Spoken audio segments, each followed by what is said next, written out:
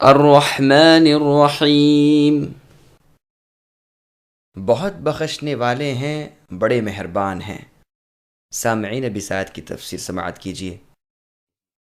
الرحمن الرحیم، اس کی مکمل تفسیر پہلے گزر چکی ہے، اب اعادے کی ضرورت نہیں۔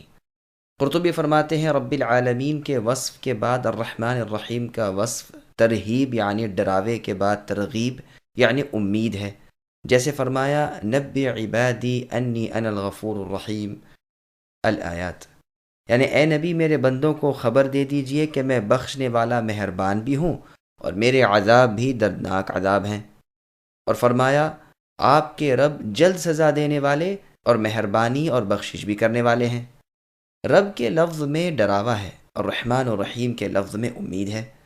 صحیح مسلم میں بروایت ابو ہریرہ رضی اللہ عنہ مروی ہے کہ رسول اللہ صلی اللہ علیہ وسلم نے فرمایا اگر ایماندار باری تعالیٰ کے غضب و غصے سے اور اللہ کے سخت عذابوں سے پورا واقف ہوتے تو اس وقت اس کے دل سے جنت کی طمع ہٹ جاتی، اور اگر کافر اللہ تعالیٰ کی نعمتوں اور اللہ کی رحمتوں کو پوری طرح جان لیتا تو کبھی اللہ کی رحمت سے نا امید نہ ہوتا۔